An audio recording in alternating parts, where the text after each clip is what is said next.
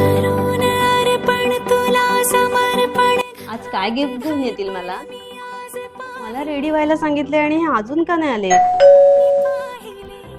ओ हे काय झालं? अगं वाटेत खड्डा चुकवताना बाईक सरली आणि खालीच पडलो. तुम्ही आतमध्ये या.